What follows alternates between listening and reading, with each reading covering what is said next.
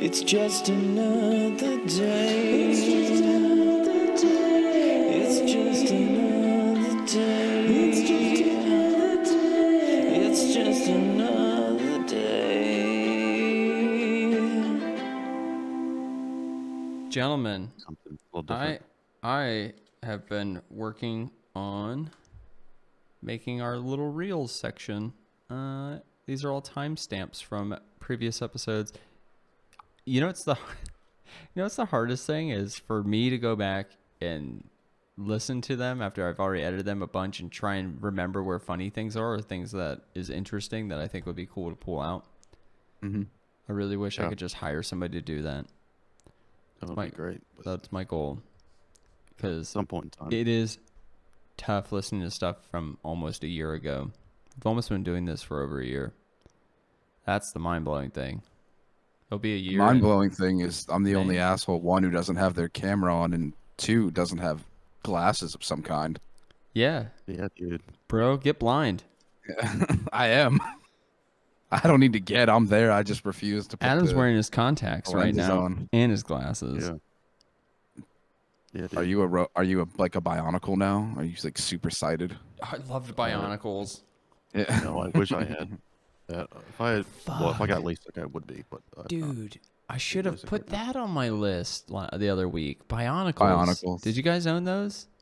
I had two of them. No. I did too. They were the Lego like hybrids. Lego probably bought a separate company and made those. I may. No, they're just straight up one of them Lego. before, but I didn't play with them. No, I'm saying I bet Lego saw somebody came to them with like a prototype of like this is a new idea for you, and then they bought that shit Shark Tank style. Yeah. Because it's so out of the Elon realm. Musk style. Yeah, buying Twitter. Yeah. Actually, you Big know what? move. I don't. You know what? You know what? I think it's not Lego now that I think about it. I think it was the Connects. It's owned by Lego. Yeah. What Connects is or No, no. Bionicle? Bionicle was like their response to Connects. Yeah. was And like then they they're had trying to movies make and a shit and video competition. games. Are you sure it was? I mean, I'm not discounting it. I feel I like I will look remember up- seeing it Take like it to in the a Connects research. thing. Take it to That's research. research. But as he's researching, Bionicle was a line of Lego construction toys. boom. All right, okay. The It might- pieces of it are the pieces that I remember putting together is why I was like, no, I feel like it might have been a Connects thing because you have those like thin Very, star-shaped very similar. tubey pieces and shit. This was definitely Lego's attempt of making a Connects set. Very true. Hey, man. But it is worth it though because those were cool. I had the red one and the white one. I don't remember their names, but those are the two that I I had the had. white one too, dude. That one was sick. Yeah, he looked cool. He did look cool. They had like hockey mask type faces. Like I always thought of them as like little like, because you would they had faces, but then you'd put a mask over top of them and shit, and they had swords, and it was cool. That was the big reason was just like the mask idea. Instead, like masks are just cool. I enjoy a masked character such as a Casey Jones. Or Jim Carrey in the Jim mask. Carrey as the mask. Definitely That- not masked too. Oh, No, you don't want no. Jamie Kennedy? Never. There's nothing that I love more than seeing Jamie Kennedy fail. I just can't get He looks- behind him. Terrible right now, I'm pretty sure. You know who doesn't look Hey. terrible? Brittany. Brittany who? She's She's glowing. pregnant. Yeah. She's glowing. Who we taught? Brittany who? Spears. Oh, Britney Spears. Yeah, she's pregnant.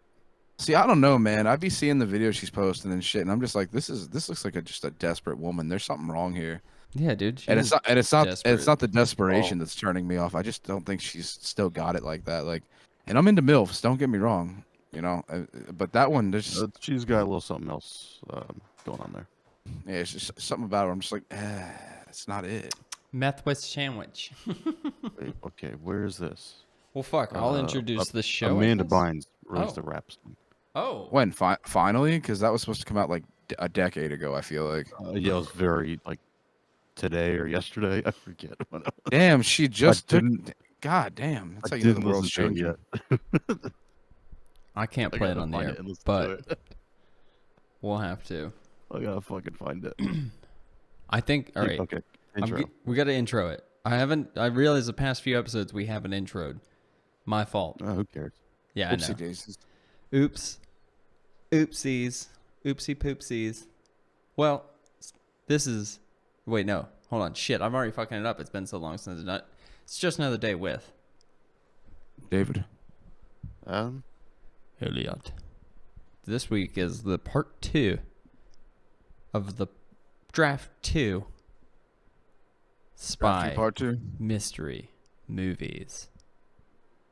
To be fair, this was hard. I say this every time. I'm going to say this every time, I think. I think I'm always going to say, to be honest, this was difficult. That's what she said. It's my own What's fault. difficult is this fucking Amanda Bynes song. Why? It's awful. Yeah, no I'm shit. 20 seconds into this, it's... You know what's impressive? Baby No Money has a song with Rebecca Black. Love me some Baby No Money. But you know who has a Had dank to song?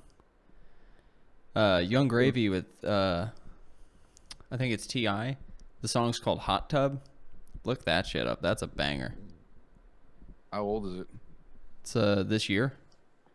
That's maybe the worst song Okay. I've ever heard in my life. Sorry.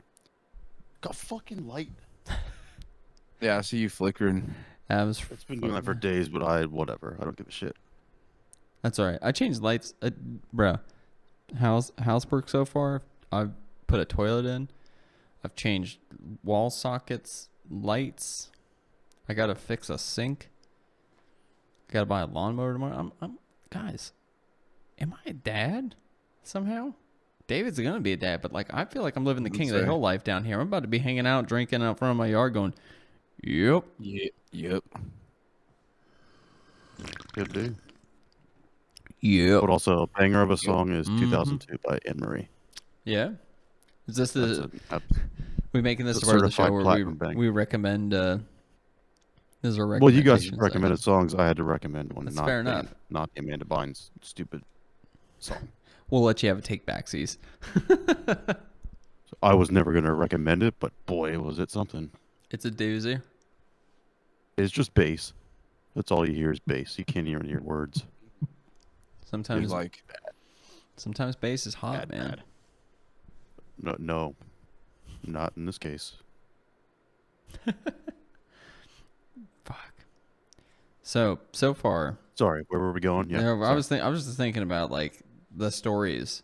I honestly I do think this time I fucked myself because I stuck with my first idea of a story. And the first idea is always the worst. You always take the first idea and throw that to the side, and then that second idea, that's the gold. Nah, first one's usually the best. Mine ended up being a fucking This is a stinker of a one for mine too. Don't worry. I mean, well, here's your thing. You had the boob team. I had the Boop Squad, yeah. Yeah, so I mean, at least you'll have like a fallback where you set up a challenge for yourself each time. Well, yeah, absolutely. But even like no, just like this category, like the theme and the genre, really puts you in a box.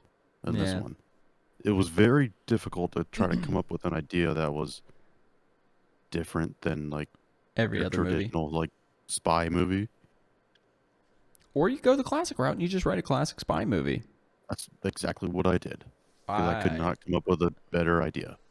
Although I had a bunch of quarter baked ideas, but I just could not get them to the finish line. I could tell you one of my ideas I had that I wrote to the side. Let me see. I had a Formula One team sends a spy to another team to steal information. And That it's was about one of figuring my out who. quarter ideas. And I was like, I can't do that. I was like, because one, how do you even Exactly. how do you make it so that there's a stakes? And that's Yeah. kind of like what a spy movie is, and a mystery. What would be the Yeah. mystery? Who is the spy in Formula One? Like, there's nothing to be gained. Yeah, you would have to put it as like everything is focused on the one team that's getting like infiltrated. But then like you slowly start to see things like, you know, Like that team's Getting- actually stealing information from someone else or some shit. You'd have to do the old Yeah, switcheroo. yeah. Who was Kaiser That was one of Soze? my ideas, like a sports kind of like racing type of thing, but I just couldn't quite I almost figure it out. I also almost did the Astros controversy of when they stole signs. I was going to make it about that, and I was like, but how do I make that story? How's it? Yeah, How do I make It's- that a movie that's worth seeing? right. Yeah. David, you said you had an easy time. Explain yourself. What was your Oh, process? It was very simple. For some reason, as soon as we were sitting there going to do the fucking spin, I was like, if we ever get a spy movie, this is gonna be the easiest thing in the world. I'm just gonna write some type of James Bond sequel. A spy I'm gonna write thriller. it'll either be a sequel or it'll be an actual, just separate on its own James Bond type esque movie. Golden So I was Eyes. Yeah, exactly. I was already set and ready to go. I had my idea kind of like planted, so it really wasn't that hard, and it didn't take me that long to write. And I made sure it was more short, sweet, to the point. Got it out there, so I wasn't going on and on. So I don't know, man. It felt really easy. I think the problem was for you two, especially then, is you just didn't have a base. Like for me, I had my base set before I even knew the whole shit was happening. I was like, if I ever write a spy movie, Yeah. it's gonna be James Bond. It's gonna be boom. Unfortunately, you guys were like, well, I want to do something like you said, like a race. I want to thing. write It's a like, new yeah, that- thing. I just Yeah, I was trying that's to tough. go a little outside the box of a traditional spy movie, but Just make something just interesting for couldn't quite- myself. yeah, I'm with you. It's instead of just writing how a do- standard spy. It was just kind of. I found I it mean, hard to get it's- motivated to write it. Let's put it that way. oh yeah, if you don't The give a writing shit was easy. about The spy motivation regardless. to do it, I just couldn't get there. You couldn't find an inspiration because you didn't want to. You didn't want basically because you were like, well, one of us is going to write the typical spy movie. If I also write it, then we're all going to have the same movie. Yeah, exactly. I mean, somebody could still tell a better story though. Oh yeah. I mean, at that point, Oh, then we're for just sure. comparing. Which apple's the What's best the- apple? yeah. Gala, Jazz, or the fucking candy? Candy apples, Candy just throw candy apple. Brown bear, Kodiak bear. Yeah. Well, I can name these bears. I can't name these bears. I almost did. No, you you didn't. almost did. I You weren't even did. close. You named like 4 different brown bears. No, he didn't get to 4 because my. Oh yeah, sorry. He I didn't even did. get to 4 4 because different my, brown bears. my bet was that he couldn't even get to 4 bears, and I think he just got 3. I got 5. 3. I just edited What? this. I heard 5. I got 5. No, you did gave me not. credit for 5. No, That I doesn't didn't. sound right. You Name did. 5 bears. Name 5 type of bear. Go Right ahead. now? Yeah. Okay. Well, there's the 2 black bears. So I could see now I know them Oh, all. 'cause come there's- on now. there's You this- know him? There's a sloth names. bear. There's a panda bear. There's black bear, brown bear. Then you have the what was it called? The tiger bear. It was like a slant-eyed bear thing. It's an Asian bear. Racist. I know it sounds so bad to say that. I can't remember the names of them because I sorry. I apologize. I got to 5 there. That's pretty good for me. To quote 'Cause I'm- Meatloaf, 2 out of 3 ain't bad. I'm glad you You remember. missed the sun bear. You missed. That's the one I was trying to remember because I was saying because then I went on the rant. I don't want to repeat a bit. Let's move past the bit. Listen to the last one. There'll be a clip. I've already made notes for it. We're going to Clipped have it. reels soon. Real soon. Good. I got a new fact for the day, so Save that for the be end. prepared for that. That's going to be the pick me up for the loser. So, what order we doing? You think this time around? What 'Cause did we do last time? I think it was draft Did we go order. first? We did just draft went order. DA. Yeah. Did we do That means I go DAE? first. Yeah. So this time it's AED. Yeah.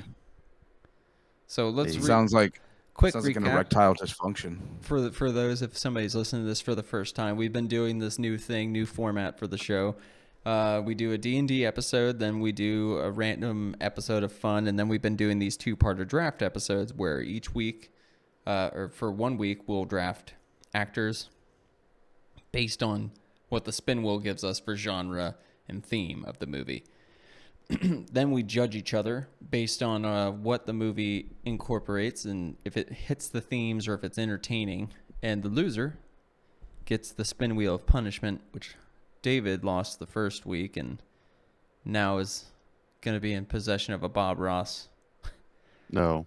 No, Oh, Guy no, Fieri. sorry, it's a Guy Fieri. Fieri. Sorry. Guy It's Fieri, Fieri. It's Fieri. Fieri is how it's Fieri. pronounced. Yeah, where are the T's? I want to know where the T's are. In Italian, Italy. dude. Fucking Yeah. relax. Oh, no. Don't you tell me. No, don't start. The best part is he's holding a burger. Come on. Don't do that to me. Hey, I'll you do fucking, whatever I you want, dude. fucking do that to me. I'll do whatever I want. you're talking to me? Hey, don't. I got nipples, Greg. Can you milk me?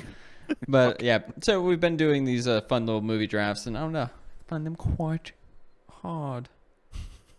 This one was terrible. But Adam, the floor is yours. Okay, I guess I gotta pull this up. Hold on.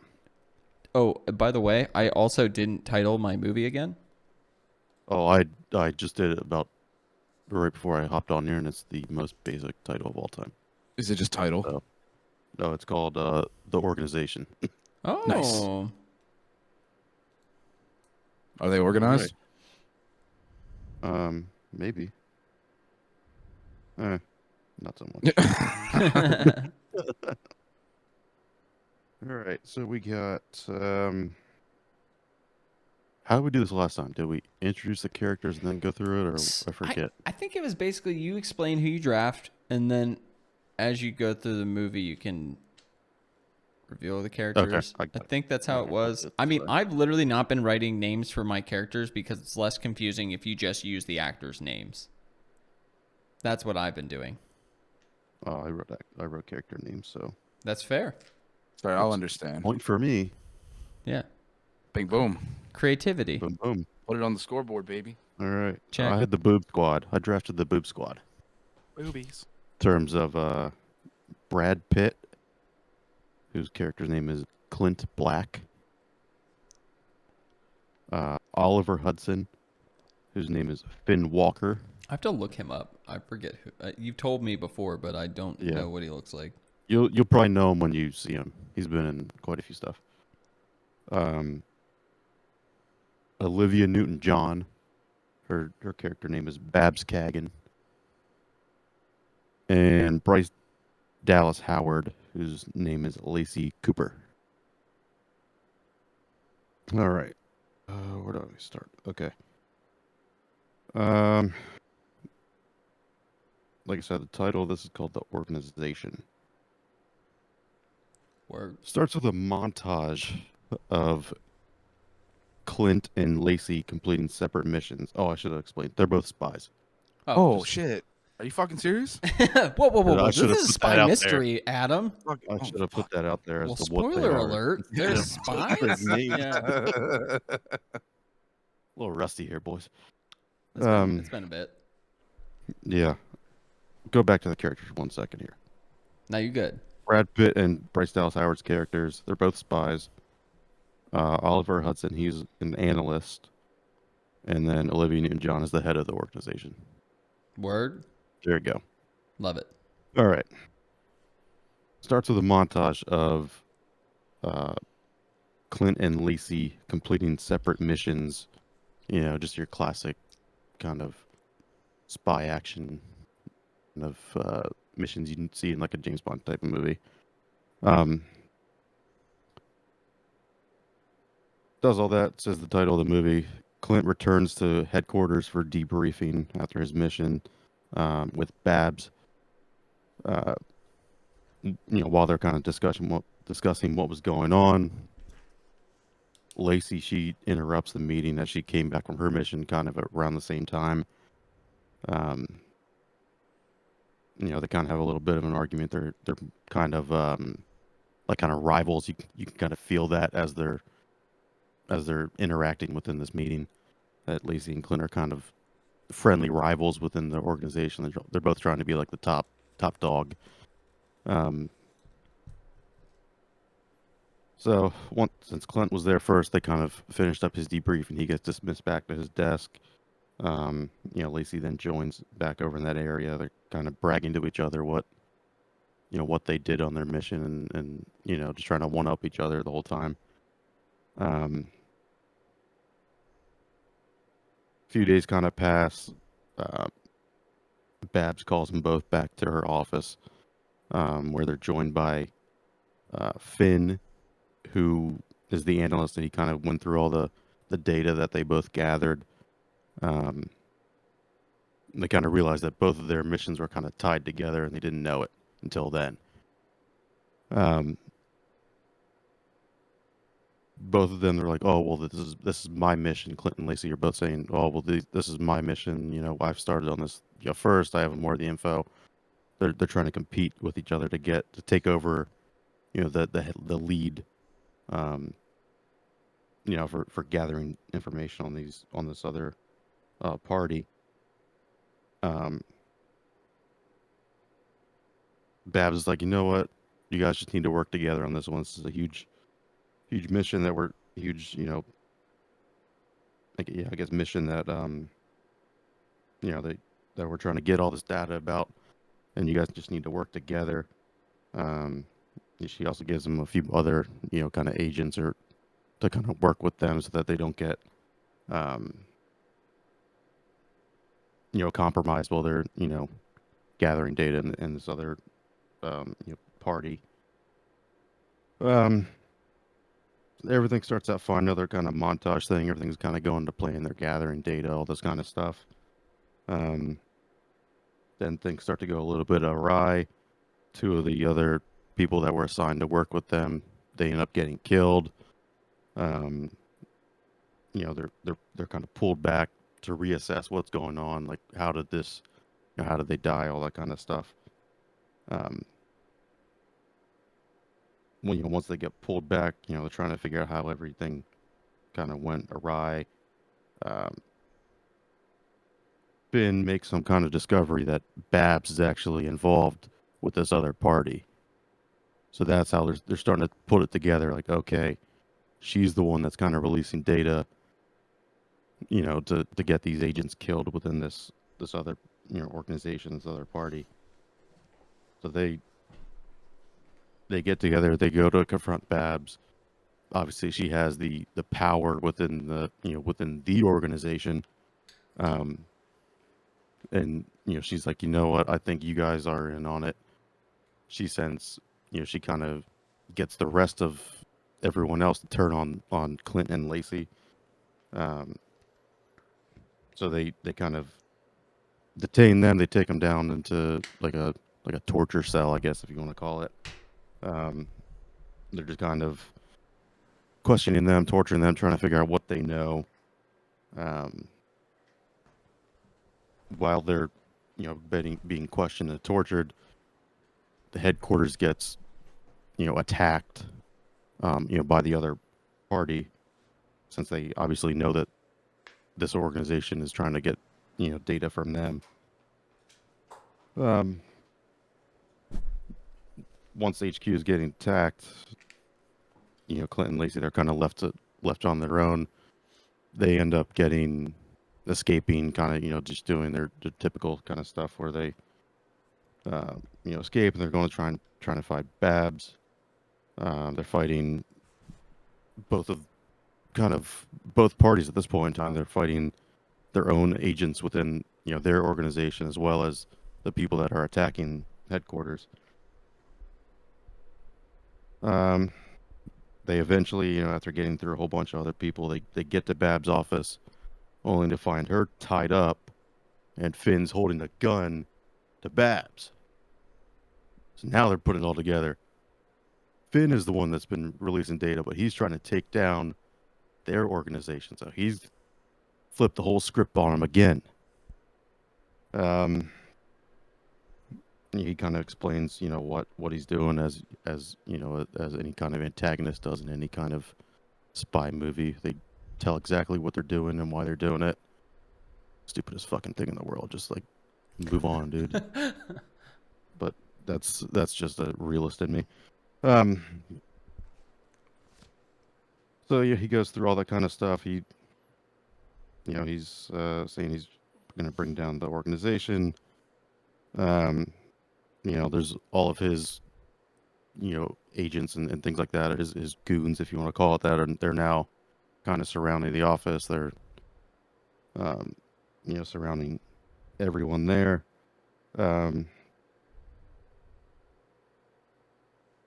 Finn's like, all right, well, you know what? You guys are surrounded. You guys have no weapons or anything like that on you. He starts to bolt. He leaves them to be handled by his goons. Um, as he's leaving, he kind of figures, you know what? Let's get my hands dirty a little bit too. He turns around, boom, shoots Babs. Because he's like, she's the head of the organization. You might as well cut off the head of the snake right then and there. He might as well do it. So he shoots her. So then he kind of gets going. He's on his way out. Obviously, then all the goons are kind of closing in on Clint and Lacey. They start kind of fighting them off as the best they can, but they're clearly outnumbered, and they can't obviously win. But just to, kind of as they're like, oh shit, here we go, we're done for. One of them gets shot by Babs, who isn't actually dead. She got a little clipped, like, in the shoulder, but she just went down like she really got killed. She takes out a couple of them, so then now it's a little bit more even. They do a cool little fight scene. Obviously they're gonna take out all the goons. Where was I here? Then, obviously they took him out. They're chasing after Finn. They find him leaving via the organization's helicopter, which is on the roof of the building. Obviously, he's taking off. He's flying away. Clint and Lacey are like, "Oh fuck, we're done for." He's got all the info. We have no way of getting to him now. All this kind of stuff. They're freaking out. Babs is just laughing away. She's like, he's an idiot. All of our vehicles have tracking on them. She calls in a favor. Helicopter gets shot down over the water. Obviously, Finn dies within that helicopter crash into the water. Then just kind of jumps to those three kind of walking away from the building. 3 years later, whatever it is. They rebuilt the organization. Now they're training new recruits. End of movie. I'm clapping. I want you to know. Clap, clap, clap, clap, clap, clap, clap, clap, clap, clap. I like it. Like I said, it's very standard. Nothing. Down the road, it was a fastball down the center. Yeah. You wrote a spy movie. Yep. Yeah, that's exactly what it was. Yeah. I appreciate Got the task. Boom. Do the task. Brad Pitt being named Cliff. Clint. Sorry. Oh no, sorry. I was mixing Cliff because that's what he is in Once Upon a Time in Hollywood. Yeah. That was why my name was like, no, that wasn't right. I just said I was like Brad Pitt in a real movie. Yeah. Adam, you've tricked me. Well, Also, fuck. my name's Olivia Newton-John's character Babs because apparently that's another name for boobs. Nice. Yeah, I say Babs I had all to the time. I had to put that tie in there somewhere. The boob squad. Fair enough. It would have I been a little appreciate too it. on the nose if you just called her titties. You mean two on the nips? That, and then I was also trying to figure out like how to name the organization, like Boob, like Bureau of Organizational. I just couldn't think of another word to put in there. Well, Bureau of Organization. I couldn't think of another B word to associate with like spying or like espionage or something. I couldn't think of one. Fair enough. That was what spent. I You spent should have probably made it tit. 2 hours trying to figure that out. I appreciate that. Well, fuck. I have to follow up that story with mean. My actors were Jason Alexander, Michael Keaton, Sean Beam, and Chris Hemsworth. And the title of my movie is Unclassified. Yeah, this was before I even start with the movie, I will say the hardest thing I think I had, like challenge wise, was what movies should I let influence my movie structure, like think about like some of the best spy movies, and to me, I think the best spy movie ever made was Tinker Tailor Soldier Spy, which if you haven't seen, I highly recommend. But okay, so my story is the U.S. defense is tracking leaking information. 3 men are approached at separate times by men in black suits. They are then thrown into separate interrogation rooms. So the classic panel of 3 different scenes happening across a screen of these men being captured. And we see each of them as we see Michael Keaton, Sean Beam, and Jason Alexander all thrown into different interrogation rooms. We then learn that all 3 are former government classifying agents that would go back in information. They all worked together in the early 80s up into the 90s. Their job was to go over old records and classify information and go through and with a black marker cross off stuff on documents so that whenever they're declassified, certain information is protected. It's revealed during the interrogations that Jason Alexander is now a CEO of a major tech company. Sean Beam runs a private security company, and Michael Keaton now owns a flower shop with his boyfriend Chris. His what? His boyfriend Chris. With the what and the who and the where? Hemsworth. We learned that there's been a leak of information to different governments across the few years that have been being sold on the black market. The Chinese government got a certain bit of technological information, but the government's revealing that it's one piece of a bigger puzzle from information that was classified from a mission in the 1950s during the end of World War II of plans for a nuclear design sub approaching a coast and self-detonating, causing a tsunami that was codenamed Project Kami. That project was classified 3 different times, once in 1955, again in 1976, and finally the last time it was basically going through the classifies was in 1984. You find out the team of those 3. And we see documents of all 3 of them working. It's just the standard photo of 3 people sitting in an office, like waving. And another thing we learned is in 1984, another classified document surfaced about a spy plane design that also happened to end up in Russians' hands a few years back. Now we get to the part where we are learning about they're launching a formal investigation into the whole group of the 1983 to 1987 team that was hired to classify the information, which consists of our 3 people before they went anywhere. They explained to them, we're going to look into your background. If we find out which one of you is releasing government information, you'll be tried for treason, you'll lose all rights and privileges, and be facing life in federal prison. They'll basically be contacting you anytime. So they send all 3 of them out, and after being released, Michael goes back to his work, his flower shop, because he has nothing to hide. He's fine with it. He just gets home and to the flower shop, and Chris is like, well, I haven't seen you for 72 hours. Like, I called the cops and like, I've been worried. And Michael's like, look, you have nothing to worry about. He explains, Chris, I was approached by former government officials. They asked me some questions. I can't disclose everything, but just don't worry. Everything's going to be fine.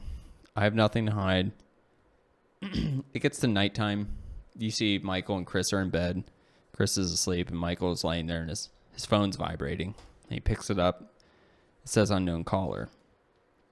He answers it. On the other line is Jason Alexander, and he says, look, I was approached by officials. They're asking about our old team and about certain information. Can we meet for lunch tomorrow? Michael's like, yeah, it shouldn't be a problem. He's like, where do you want to meet? And Jason's like, I'll send a car for you. You know, we'll meet and just have a brief lunch. Well, Michael wakes up, tells Chris he's got a few errands to run, but then he'll be back at their shop later tonight. So he gets in the car, and when he gets to the restaurant, he sees Sean Beam sitting at the table. And Sean's like, holy shit, it's been forever, Michael. How are you doing? And he's like, oh, I'm good. How are you doing? What are you here for? And Jason Alexander approaches from behind and is like, all right, great. We're all here. Let's have lunch. And they just have a casual montage of them just sitting, telling stories, explaining about their new lives and different things they've been doing, and laughing and telling old stories about how they used to powwow and stuff. A couple hours go by.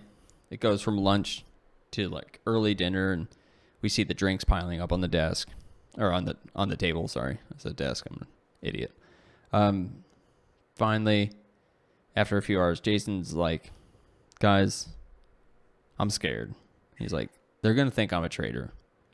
And, Michael and Sean look at each other and are like, well, like, are you? Like, why are you scared? And they all kind of laugh. And Jason's like, look, you know how this works. I work in big tech. It would make the most sense for someone like me, who's a CEO, to be one giving off information for personal gain and wealth, and seen as a traitor. And he's like, more so than you. And he points at Michael, and Michael just goes, it could be none of us. He's like, I know you guys wouldn't do this. We're all patriots. Jason's like, well, me and Sean run international businesses, so we have connections to other world's agencies. You run a flower shop. And he's like, and no offense, it's not like you're ever going to be seen as a threat. And then Sean's kind of like offended at this, and he stands up, and Michael gets up as well. And Michael's like, look, I don't think we have anything to fear. He's like, I know it's not me, and I trust you guys. He's kind of offended that they don't think of him as anything but basically because he's an older gay man that runs a flower shop, they think less of him, and he thinks they're being all snobby.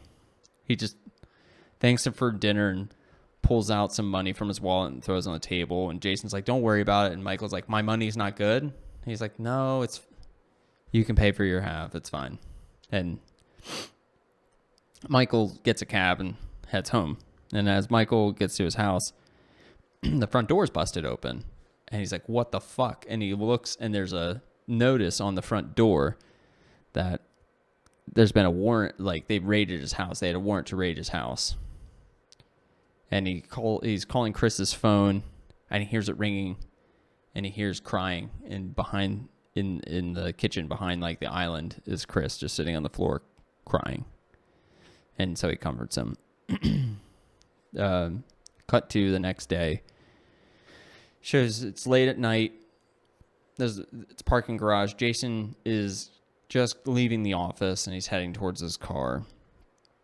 And he's on his phone talking. He's fumbling with his keys. And he hears a motorcycle rev up, and he turns, and he can't see, and the motorcycle light's blinding him. And he's squinting, and all you hear is bang, bang, and tires squeal. We see flashing lights of an ambulance, and cut to, we find out Jason is not dead, but he's in a coma. He's in a hospital room being protected by two men in suits.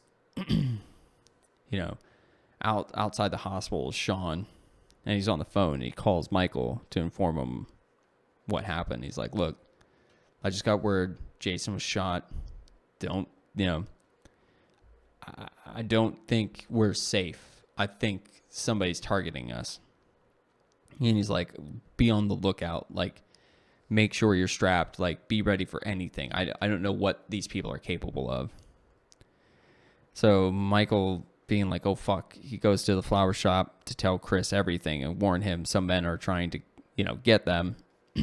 But when he shows up to the flower shop, he sees it's already been shot up. It's in rubble. Like, the windows are all broken. It looks like a little fire must have broken out at some point. And he finds Chris sitting behind the counter, also crying again. Like, he looks very distraught. And Chris tells Michael, he's like, look, I can't do this any longer. I can't handle all of this. And Michael just is like, look, I'm sorry. Like, go stay. Go, you have friends, you have family in the area. Like, go stay with somebody tonight. I'm going to get to the bottom of this. I'm going to solve this. I'm going to take care of us. And Chris goes off, you know. And Michael is like, all right, I know I have cameras all over this place to protect my shop. So he goes and finds the security footage. And he sees on it that Sean was out front of the flower shop right before the camera stops working. So he, you know, cuts to him and Sean both walking into an interrogation room. And we get to see Michael and Sean being interrogated. Michael's like, look,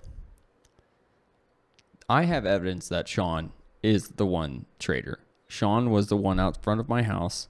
He's the one that called me about Jason's injuries before it was even reported. He's like, all of the evidence is pointing towards Sean being the one behind all the attacks.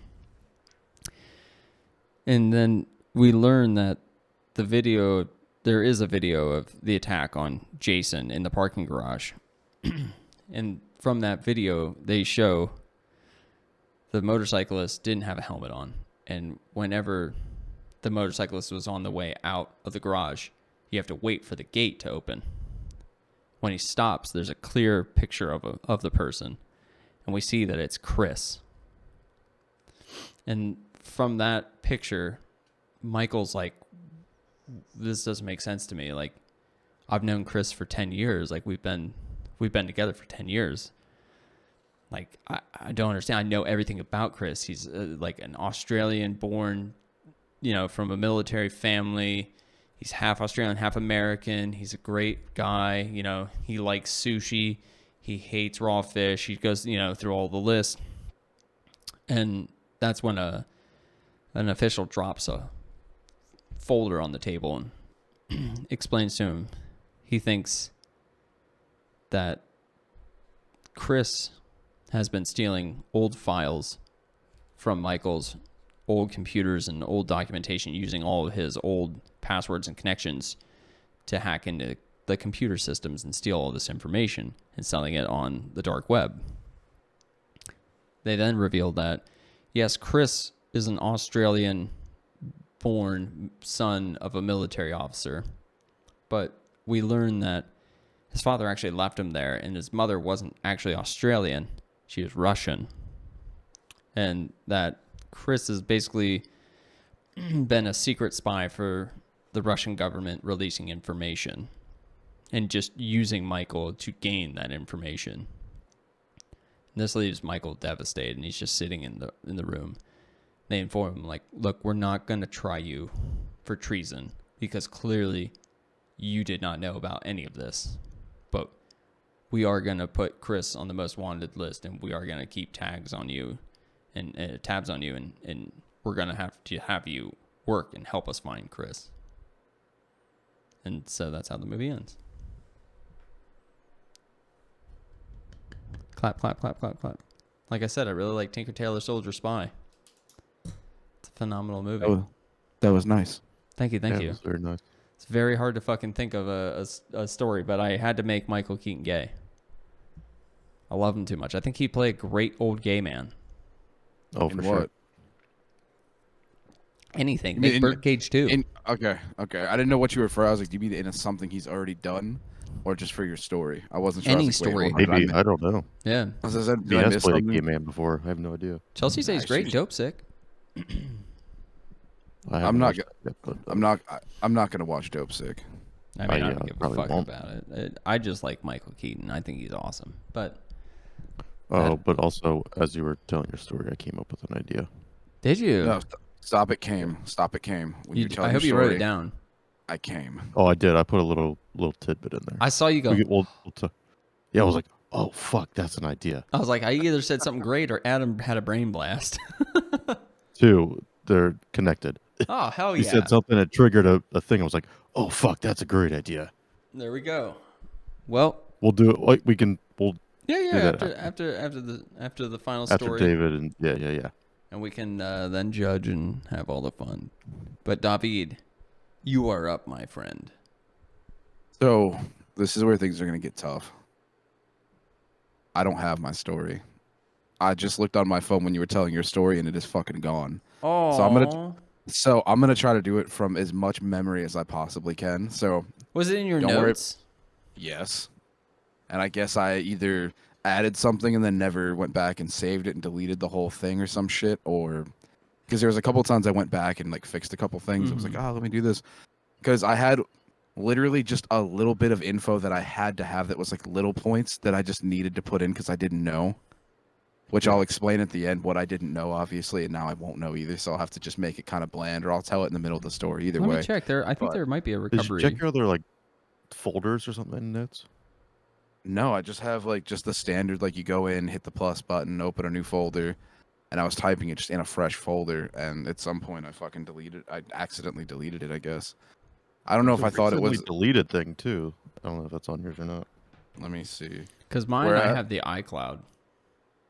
Yeah, so Dude, it my- gives you, like in your notes, right? You get Dude, my hit the iCloud back is button, full. Folders. Yeah. There's like different like places to go. Are you talking about click the three dots? I have the option to view as gallery, select notes, sort notes, or view attachment. Yeah, never mind then. You done fucked up, AA, Bron. Yep. Yeah, or I can hit the writing utensil down there and start writing again. Or be a bitch like me and physically write them out. You fucking That's- weebs. I think I have to now because I don't have this shit. And if I go all the way back into the folders, it's just notes and notes, and that's it. There's Outlook notes and iCloud notes, and the iCloud notes is empty, and the notes that I have like regular for Outlook have 88 in them. I even have my stand-up jokes written in here, but all right. Sorry for the interruption. Good luck, sir. Yep. Yeah. I look I have forward one to of it. I have one of my jokes in here too. I'm gonna put it out there real quick. Are you ready? Yeah, let's hear it. What's the deal with airline food? I don't get it. That's it. I hate that. Nobody does. I It's love COVID. it. Yeah. Yeah, that's it. Yeah. Well, that's gonna be a tagline. It works for everything. You know, you could replace airline food with gays, Karens. Doesn't matter. You pick a subject. Fitbit. It's what's the deal with Fitbit? I don't get it. Twitter me. Twitter me. Man. Yeah, drunk uncle is the greatest. He's the I man. love Bobby. He's so funny. Has anyone watched Mr. Mayor? No, I've been meaning to though. It's 'cause- pretty good. Oh, so you already dove in? I've watched a few episodes. It's pretty good. I started this Okay, new show that's what's called up. Community. Oh fuck you! Okay. After David do your story, and then we'll get to all this. All right. Oh, So- shit. Before I actually tell the story, I'll just put a little info in here. Elliot, it's funny that you said golden eyes. 'Cause it's not golden eyes, but the movie takes most of its premise from Golden Eye itself. So when you were like golden eyes, I was like, yeah, sure. Yeah, sure. No, it's not. It is. Bum, So- bum, bum, bum. The movie itself is just simply called Gemini. So that is my work title for that, James Bond Gemini blah blah blah. My movie is going to, if you don't know, star Timothy Dalton, Pierce Brosnan, Matt Smith, and Gal Gadot, whatever, you know. Gadot? She's in it. Gal Gadot. Gal- Gal Gadot, you know, she's great. She's wonderful. That's why I put her in my movie. There's no Harvey Weinstein. I was going on, just about to promise. say. No offense, but that way you said that. That's why I put you in my movie. That's why I put you in my movie. Yeah, no, nothing like that going on, unfortunately. But Why is the All right, door ma- locked? you know, whatever. Why's your penis out? For fun. What? You My want name to is- you want to roll in my movie? You want to work in this town ever again? Call me Louie, bitch. Yeah. Just jerking off behind this tree. Just watch me. Just watch me. All right, but best from my recollection without having it actually written down. All right, good. Spit it. The story is going to start off with kind of like a cool open shot of Monte Carlo, just because why not? It's going to show little couple quick spots around the casino. Everyone's having a good time in there. You can see ding, ding, dings, people flipping cards, people throwing chips down. And it's going to pan up from the table, and you're going to see Matt Smith, who looks a little drunk. He looks a little shit-faced. He's definitely moving and grooving. He's slurring his words as he's speaking. He's kind of talking back and forth with the whole table, but they can tell this man's just trashed. And he's betting big, and he's losing big, and he just keeps messing up. And one of the guys at the table goes, "Hey, I don't think blackjack's your game." And he's like, "Oh no, it's my game. Things will turn around." He's like, "I think you're better off at like Texas Hold'em or Baccarat or something." And he goes, "No, I think I'm gonna stay here." He's like, "Don't worry about it. I'll be fine." So as you look down the table, you see a woman sitting at the other side of it, which is Gal Gadot. She's playing anchor as they play blackjack. And the next hand goes well. It's awesome. Matt Smith wins. He makes a spectacle. Things are great. He starts betting bigger. He's still winning. He's still winning. And everyone at the table is just in shock. They are so excited. They're like, yeah, get it. You know, it's like the guy rolling craps all the time, and everyone's cheering him on. So he starts getting his wins, and the people from the casino floor start looking at it like real strange. They're like, what is this man doing? Why is he winning so much? What's going on? So the last hand he was doing, he decided to bet everything he had in his pocket. You know, he took all of his chips, he laid them down. Casino comes and talks to him. They're like, we think you're counting cards. We think this is going on. And everyone at the table is like, do you see how drunk this man is? How could this man count cards at this state? It's just not possible. So after a little back and forth bickering, they decide, you know what, if he wants to bet this money, let's let him do it. And he's like, odds are he's not going to get this hand anyway. So as all the cards flip out, he's sitting on 2 kings by the end of it. And Gal Gadot's at the end of the table, and she's sitting on just a simple 11. So things are looking good for her. Things are looking good for him. He decides to stay. Well, the dealer is just simply showing a 5 on the top card. And Gal Gadot goes to take her hits. And the first card she pulls is an ace, giving her only 12. And she keeps flipping until she actually busts. Sure enough, comes to the dealer's turn. The dealer flips only small cards, pulls a 21, takes the money from him, and he is escorted out of the casino. So she took the dealer's bus card. Sure enough, they're actually in cahoots outside of the casino, and he asked, "Why did you tank the table?" He's like, "Why would you do that to me?" And she goes, "Did you not see everyone looking at you?" He's like, "Of course I did. It didn't mean I wasn't going to get out with this money." So as they're bickering back and forth once again, which I had dialogue for, but not in front of me, they get into, obviously, an Aston Martin, and they drive off. As they're driving off, they go to like one of those super nice resort type hotels. This isn't like the casino there. This is super tight. Everything's fantastic. And they go into the room, and they're finishing their bickering. And as they're finishing their bickering, things are getting hot. You can see them getting closer and closer as they're arguing until they're basically just like lip to lip. And he asks her, he's like, "Are you sure? Are you sure you want to do this?" And she's like, "Of course I do." And he goes, "I don't think this is a good idea." He's like, he's like, "What would M say?" And she goes, "I don't care what M would say." And he goes, 006, "I don't think this is a good idea." And she goes, "James, stop worrying so much." And of course they go into the bed, and then you get the absolute fuck scene that everybody was looking for. Yep. This is James Bond, baby. We're fucking out here. And James Bond gets his nut, and as he's finished, and he decides he needs to get up, because of course when you get up after a long lovemaking in a hotel, you need to go get ice for some reason. So as he's heading out to the ice bucket, You gotta ice your nuts, dude. Yeah, dude. You Yep. gotta ice your balls, after bro. all that slapping, You burn that wood, bro. A little tender. after all that goes on, he makes his way to the machine, barely gets the bucket in before you hear 006 like screaming like crazy. Gal Gadot's character is yelling, screaming for James, and you can hear loud thuds from the room. Sure enough, in this room there are two men in ski masks, and they are getting their asses handed to them at this point. Gal Gadot is literally kicking the shit out of them. She's hitting them in the legs with kicks. She's hitting them in the body, the face, the head. She's just knocking these dudes around. So sure enough, after that, James gets back. He helps put everything under control, takes one to him. She takes one. They rip their ski masks off to find out it's the 007s from past. It's Pierce Brosnan and Timothy Boom. Dalton who have broken into their room. So they explain themselves, and they say there's something going on that we need to talk to you two about, because nobody outside of a 00 agent is going to ever understand what we need to do. And M can't be informed because we know that she has information that she's kept from you, 006, that we are trying to find more info on.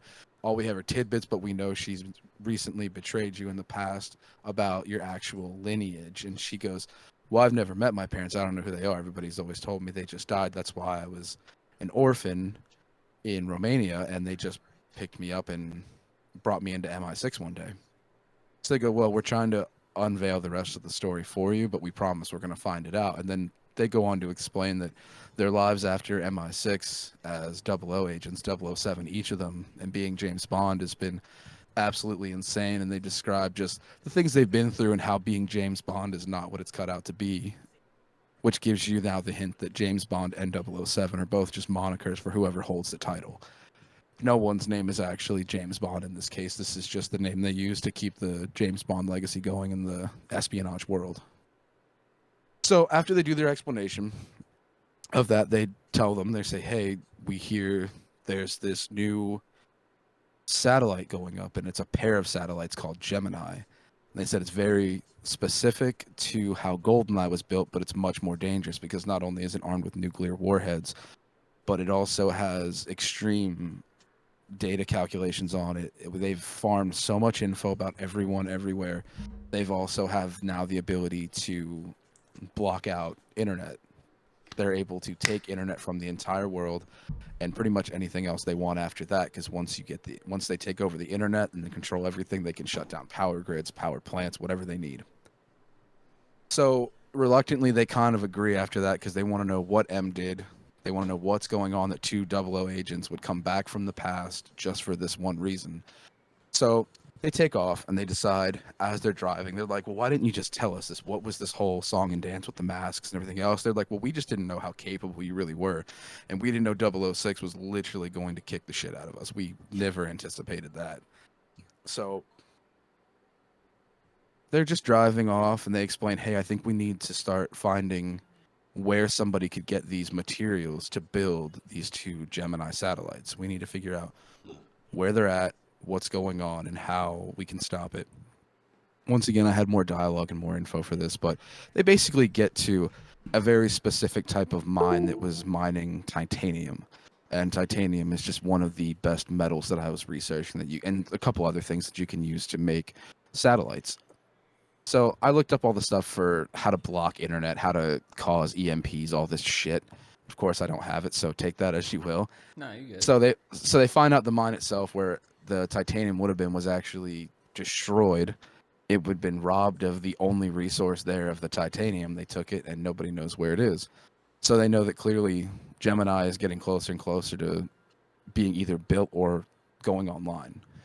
So the next thing they need to do is figure out where the next piece of the actual satellite would come from. They're like, well, we know there's going to be nuclear warheads, so where can we find warheads? How do we get warheads? So they do some research, and they find out that there has been an extreme cash flow into Yemen. So they take off, go to Yemen, find out that there is a deal going on right now, and that they can attempt to stop it to try to get these warheads from being put into these satellites. So this is where you get to actually see the full espionage go down. Like, this is one of the best parts of the movie I was hoping to make, because you're going to see 3 007s just full on zip line into a building. They're going to come flying in, almost like Batman from Dark Knight. He's just coming right in for him. 006 is right behind him. and there's just awesome mega super gunfights, including close hand-to-hand combat, where you just see once again Gal Gadot is just actually kicking the shit out of people. Like she's just a master kicker. Like she's just booting people in the face, taking people down, sweeping them by their legs. It's fantastic. Once again, I had more for that, but we have to leave that where it is. So once they get through with that, they end up talking to the people who were doing the sale, and they were like, "What are you talking about? We did the sale a week ago.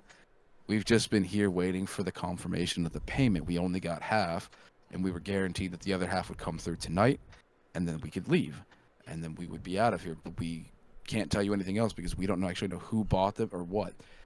We left them one place. The payment was made. The warheads were gone. So now time's getting closer. Things are crunching down. They don't know what to do. And Matt Smith's character, 007 James Bond, gets a call from M, which is still played by Judi Dench, because suck it. Judi Dench. Absolutely. And she goes, 007, where are you? It's like, where are you in 006? You were supposed to be back yesterday. You know, you've been gone 3 days past the time you said you were going to be. We don't understand where you are. What's happening? And he goes, oh, you wouldn't believe what happened in Monte Carlo. Like, we've had such a hiccup. And he decides to try to play it off that 006 got hurt. She's not fit for travel. And Emma's like, oh, that sounds unlike her. She's so, you know, careful what she does. I've never even seen her fall down. And he's like, yeah, well, unfortunately, we had a little too much to drink. She took a slip, and, you know, her knee's just not in the best place right now. And just, you know, he just makes up a generic ass lie. So M just takes it for what it is and says, when will you be back? He says, you know, give us 3 more days for everything. Let the swelling go down, and then we'll take the next plane out back to England. She accepts it. They move on, and they try to figure out, well, what could be the next place to go after this? Like, if we've already lost the warheads and lost the most of the material that the satellite's going to be built out of, what do we do? So they decide to move on and find out, well, they need a base. Somebody has to control it from somewhere. So they start doing research, and they're looking up where's the best place they could, you know, set up a satellite, which, of course, they find the old spot in Russia where they had GoldenEye set up, and they go back to that, and they say, oh, man, do you think anybody would actually try to use this facility again? It's been destroyed. They get back, and it's been completely rebuilt, but nobody's there. It's rebuilt. There's everything's on. There's computers. There's everything you could possibly need. Well, sure enough, the only thing they didn't have were the actual... One second. Hold on. I have to cough. 1 second. You good? You good?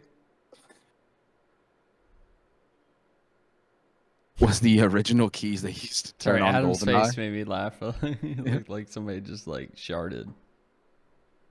But yeah, so they didn't have the original keys to actually turn on GoldenEye, because if you remember, they had to do the 1, 2, 3 turn to get it to turn on.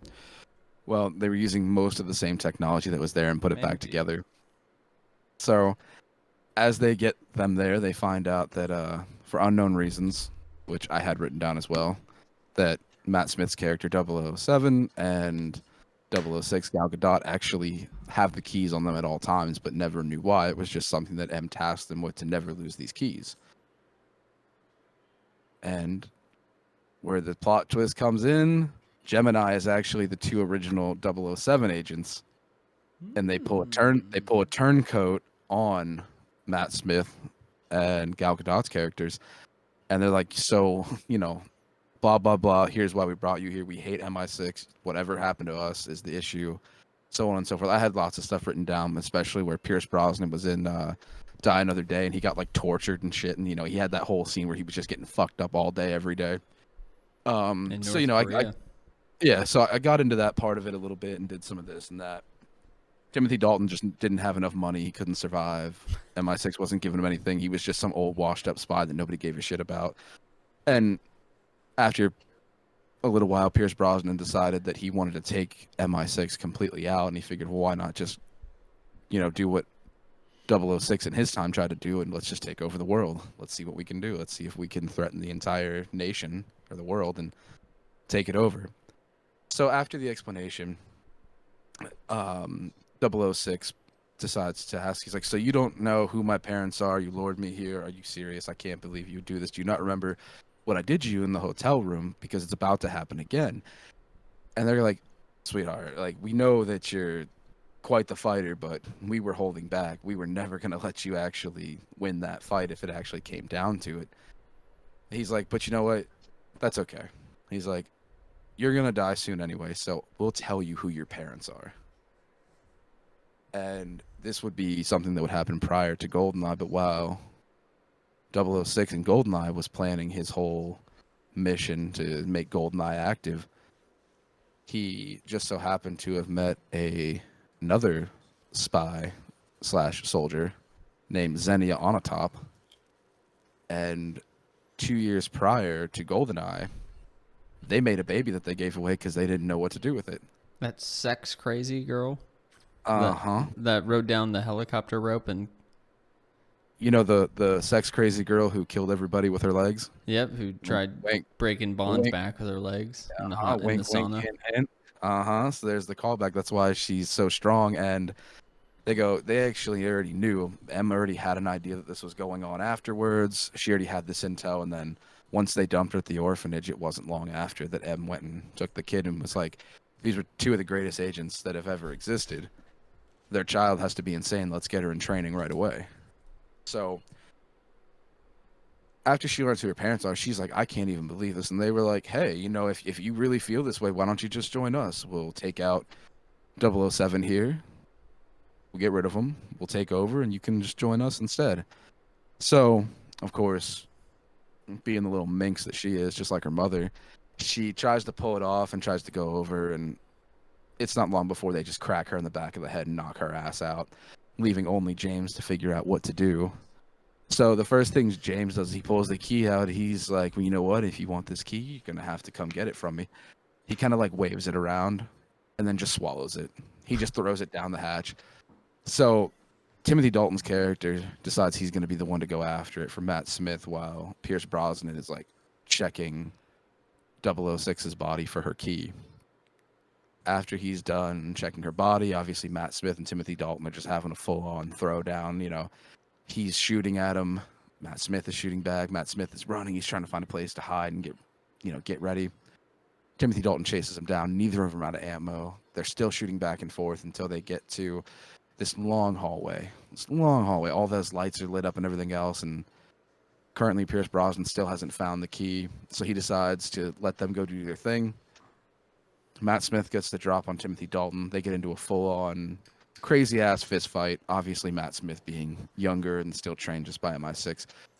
It doesn't take long before after this fight, he comes out the victor, runs back to find that not only does Pierce Brosnan actually have the key in his hand, but he's got a gun to 006's head, and he's like, listen, he's like, I'm going to need that key one way or another. He's like, you can either give me the key and I'll let you two live, and you can do whatever you want. We'll figure it out from there. Or I can kill her, take this key, kill you, cut the key out of your stomach, and then it's whatever. It doesn't matter to me. Of course, Matt Smith's like, oh no, don't do it. And he's like, I'll purge the key. I'll get it out of my system. So as he goes to purge his key, even with the gun to her head, 006 fears nothing. And she just does a full-on, like, roundhouse sweep to the legs, drops Pierce Brosnan to his face, gun goes off, she takes a bullet to the knee. Just, she's down. She's fucked up. She's on the ground. Matt Smith runs over the control panel, jumps up, dives onto Pierce Brosnan, where they get into just a full-on ground scrap, which is mostly just a bunch of jiu-jitsu moves, I'll be honest. I was just mad rolling, just all sorts of... John Wick moves. Everything that you would think a ground fight would look like in high speed, this is what's going on. They're trying to break each other's arms, legs, necks, whatever they can get, so one of them can come out on top on Victor. Well, finally, Matt Smith gets a triangle choke, because that's my favorite choke. Gets a triangle choke on Pierce Brosnan, and Pierce Brosnan's just like, no way. Picks him up and just slams him to the ground, and you see his head bounce off the concrete. He's done. Reaches over, grabs the gun that they end up next to, of course, goes to put a bullet in him, and sure enough, Gal Gadot is up, even with the knee injury, and she jumps up and snaps his neck with her thighs, just like her mom. Just spins this man's head right around. And then basically at this point, the ending is the ending. Obviously, they win. They take the keys back. They tell M what goes on. M explains why they took her from the orphanage at the time they did, and never explained that, yes, of course, she was two of the world's greatest spies child, but they were also two of the most evil fucking beings at the time trying to destroy the world. So potato, they go back. She's good, needs fixed. They're back in Monte Carlo. Matt Smith wins his fucking blackjack, gets all his money. Ha ha ha. Movie's over. Boom. Clapping. Yeah, there was more. Okay. There's more little Clapping. intricate things to add into it, but like I honestly couldn't remember. No, I think you No, did that was well. good. Yeah. Yeah, just Yeah. the little bits. I didn't get confused this time around. Yeah, I didn't either. It's more That was- straightforward. Yeah.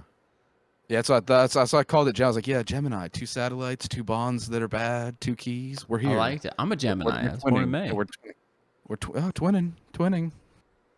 The only thing I wrote down Losers. that made me giggle was at one point how M knew that girl was born from Agent 00 Agent 6 Alec Alex, and that girl. Alec. And it just made me laugh because it made me think of when Basil and the Spy Who Shagged Me, when they're like, yeah, Vanessa was a fembot. And he's like, yes, The we knew whole all time. along. Like, it just made me think of that. Like, I don't know. I watched that this weekend when Mila was over. So it was so funny. Yes, we knew all along. He's like, No, it's funny you say that because that's actually why I left it that way. I didn't have any actual explanation for that, except that it just was. That's why. And there was like 2 other Austin Powers references I was gonna try to make, but I could not fit them in. I liked it. This is going to be a hard judging session for myself personally. But Adam, what was the thing you wrote down? What was it? Oh. I'm curious now. I sparked a brain blast. Oh, to do a sports themed spy movie. Mm-hmm. You have a Russian spies. spy infiltrating the 1980 U.S. men's hockey team. Ah, They Kurt figured Russell, out Miracle. to give them fake data, and that's how they end up winning. They give them like fake Yeah, they gave him fake plays practice and footage or whatever, Mhm. whatever showing they them. got, and then they find out. So he's a double Obviously. agent. Yeah, No. There's just one That- spy, but they the leaked U.S. team finds false out that there- information. Yeah. there's a Russian Oh, gotcha. So the spy. Russians still for give him Russia. kind of the fake info to Yeah, they feed watch back like a to their fake national hockey team, thinking that that's going to be Yeah. the real They're running national like team. fake practices and stuff like that, Yeah. where it's like not the real shit. But then obviously, then I like they it. fucking beat him, and then that spy gets killed because it's Russia. America. That you know what's fucked up? So not only do I think that would make a great story, but I'm not trying to be a dick. I feel like that would be an even better Mighty Ducks type movie. Like that would be such Yeah. a good like not kids movie, but like young adult. Turns type out movie to Charlie do on was a that. Russian Yeah. spy the whole Yeah. time. Like the Olympics, Right. everything's It great, actually- but for some reason I thought it'd be a great like Mighty Duck style movie after that. I was like, there's could be so many awesome jokes and shit like that. And, like it'd be Team so Iceland. And Yeah. it kind of ties together both like this week and the last one, good. Yeah. like a historical fiction spy. Yeah, that would be you would two-bird it. Well, fuck, Two-bird. mates. Like I don't. Actually, Elliot, I got to tell both you guys about this. Yeah. So, do you remember the movie that I was fucking with when I was like, "Oh, what's a bear?" and had the whole like competition of the gay people and all that other shit, and it was like trying to Mhm. find love. So somebody fucking made like a TikTok, not about it, but something similar. And they were like, "What if you had this show where you had 15 men, one of them was straight, but the rest were gay, and all the gay men had to try to find the straight man, right?" So he's like, yeah, so what they'll do is they'll have $1 million cash prize, and if the fucking straight man makes it to the end, he gets the $1 million. But if the gay people can weed him out, they'll take the $1 million and split it between them and still have like a pretty good amount of money in their pocket.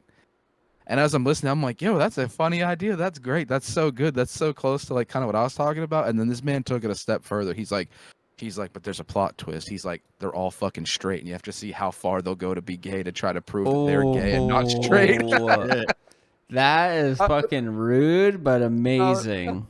That's That's good, fucking yeah. awesome, dude. Like, Could you imagine that Big Brother story as you watch all these straight men Oh, trying to act gay?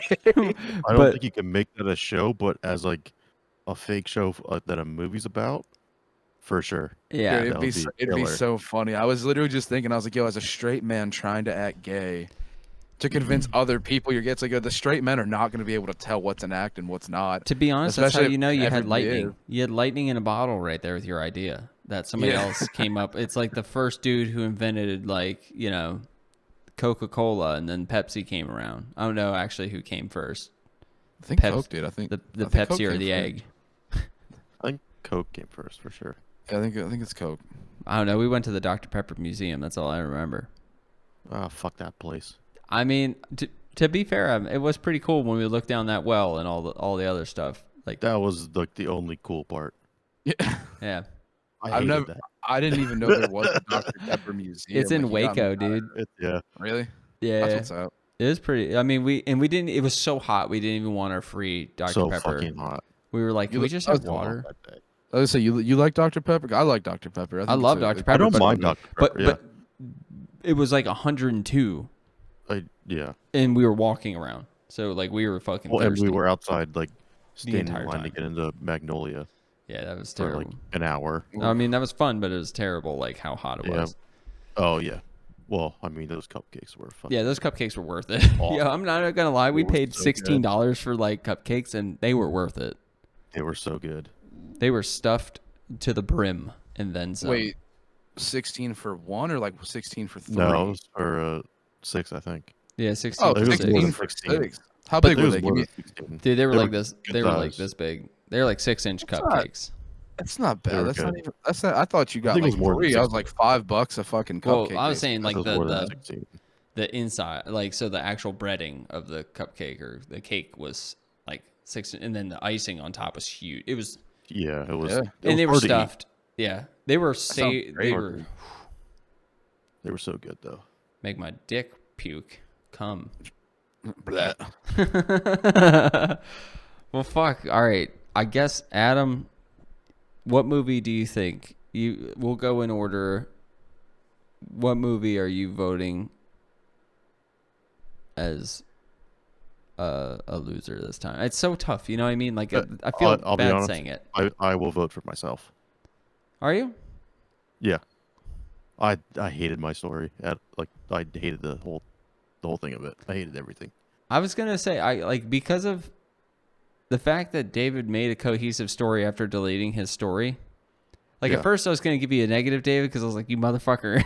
But then I was like, you know what? No, I'm not gonna have that bias. I'm gonna let him spitball it and see if he can get it. And you actually made a cohesive story that I could follow. Yeah, it That existed. had a plot twist. I swear the whole thing existed. Oh, we could tell. Yeah. yeah.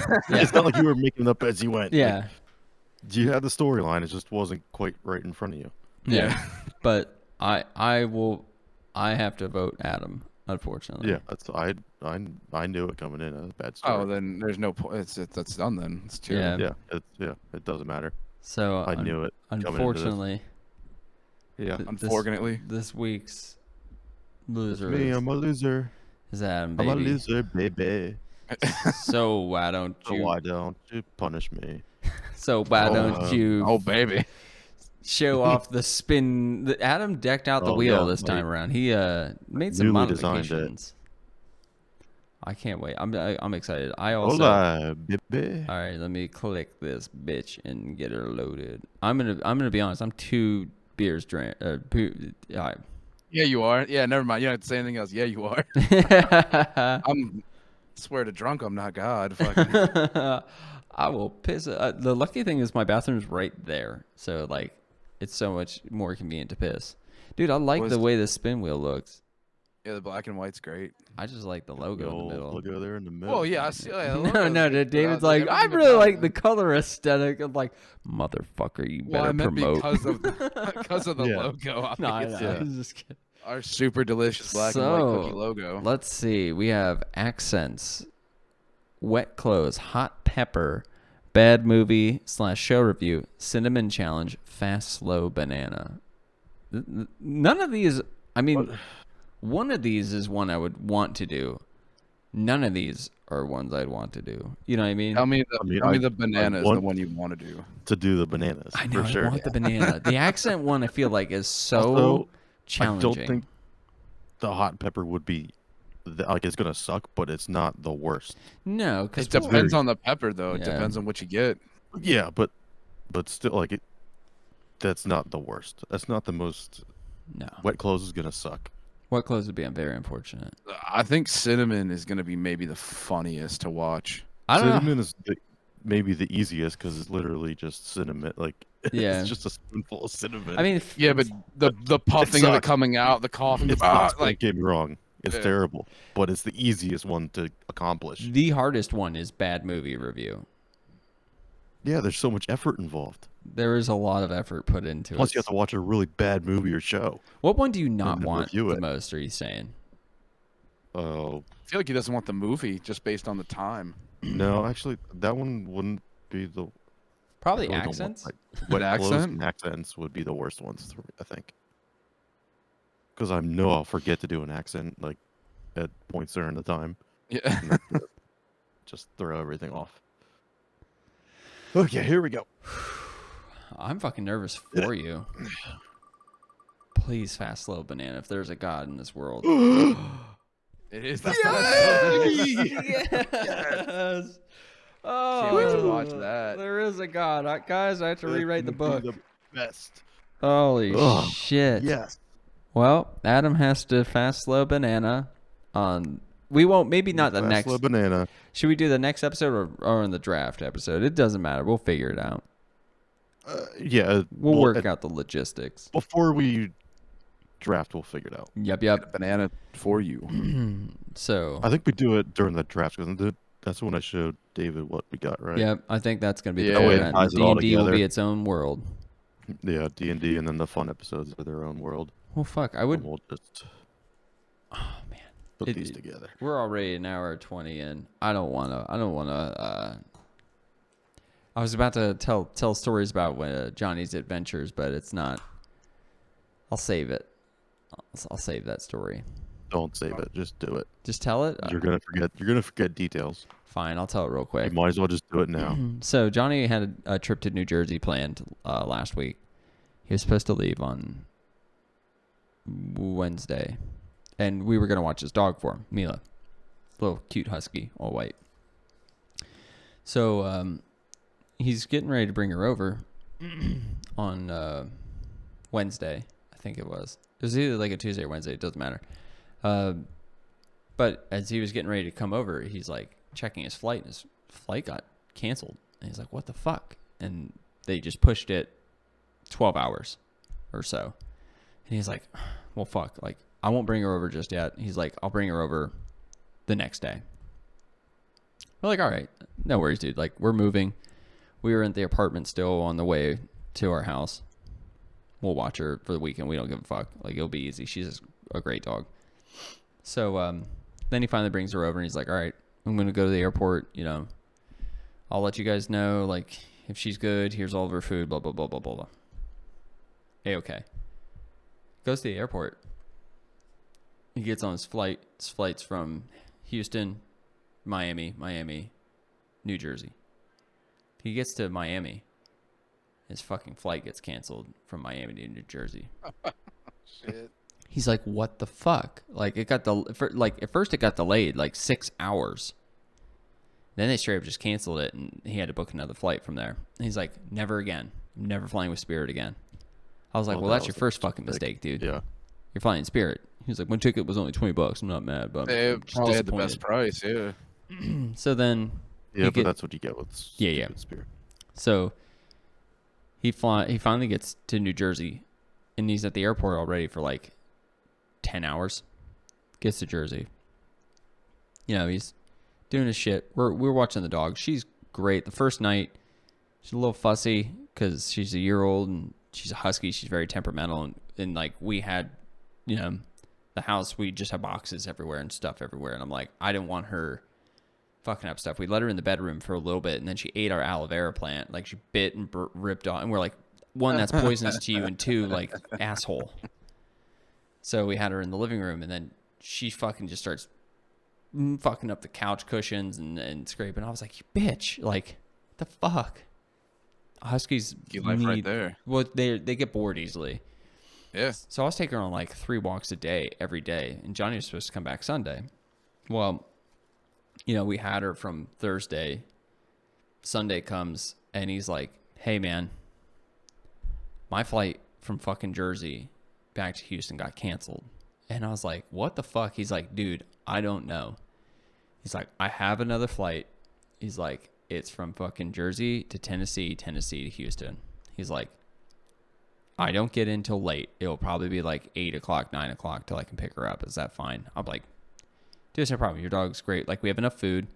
I have treats. Like, I take her on walks. Like, she's got her kennel, like water. We've been treating her nice. We've been having a great time with her while we move and stuff. And like, it's not really a hassle. He gets on his flight to go to Tennessee, right? They get to the airport and they don't have available tarmac. So they're having to fly around the airport for 45 minutes. That's fucked up. He missed his connecting flight. And everybody on that flight that was going to Houston is then on standby. Johnny's at the back of the standby list. They tell him, we don't have a plane for you for another day. You're going to have to spend the night in Nashville. He's like, what the fuck? They're like, but we'll give you a hotel room and a dinner for free. You know, since we fucked you over. He's like, I mean, sure, but like, I'm missing work at this point and I'm supposed to pick up my dog. And we're like, I told him, I was like, dude, it's fine. Like, Chelsea has to go back to the apartment to work. We'll take Mila back to the apartment. You know, we're sleeping at the house, but at the time the internet was still at the apartment because that was a whole fucking nightmare where the people who own the house never switched their fucking internet to their new residence. So that took a week to get fixed.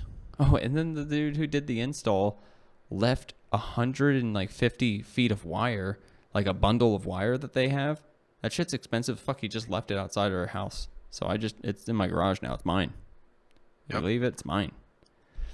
But so, you know, Johnny's like, what the fuck? And he doesn't get back till like Tuesday to pick her up. He got fucked over so bad by that trip. I was like, I felt terrible. Wow. I was like, I know the feeling. I know. It's same shit happened to you. I had you, brother. I picked you up. Yours was, I laughed so hard listening After to that. the wrong airport. Yeah. God damn. I went to the wrong airport. I mean, it's easy to do in Houston. Yeah, there's 2. They're literally 30 minutes apart. Yeah. But yeah, that shit was that was funny as fuck when I went to the wrong airport. I was like, oh, Adam, I'm at gate, like, Q. You're like, there's only 3 gates here. I'm like, I'm at the wrong airport. I will be there in 30 minutes. That shit was so funny. Because it was because I dropped you off at that airport the last time, I think. That's what I came in and out of last time. Yeah, Bush. Oh. Yeah. Yeah, I came in and out of Bush last time. That's my guy. That's my guy. That's what I'm saying. Living here has made my hair gray and changed me like in metaphysical ways like that. The fetamizical? Fetamizical. The fetamizical? But fuck. Oh my Boys. God. This was a good episode. I think overall I liked our stories. I can't wait to see what we get next. I can't wait to D&D. Now that I have like we have this office space set up, I can actually, and I got my dice and I got everything. Oh man. And I have written it's just going to be great. You have the sword.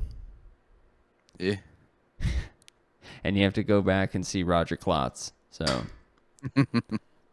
we'll see what happens. But gentlemen, was just another day with David. Adam? Elliott. Like, comment, subscribe, click the bells. Goodbye, bye, love yous. Here's a fact for you. Oh, go ahead. Did you know that the lighter was invented before matches? Hold up. Yeah. Because of Flint? I don't know. It was invented before matches. It was like 6 years before. Man, That's how pissed interesting. How That's pissed a good, was that's a good tip. Now, which was first, Bic or Now what- we're doing. what's we're the too other deep. big one? Well, shit, Zippo? lighters have been around since what, Zippo. like the 1800s or some shit. Yeah, it's like 1816 or something like that. Yeah, I was gonna say that I don't think And Zippo the or Bic matches were like around then. 1825 or something like that was like That's the match. crazy. That's amazing, actually. The show has ended.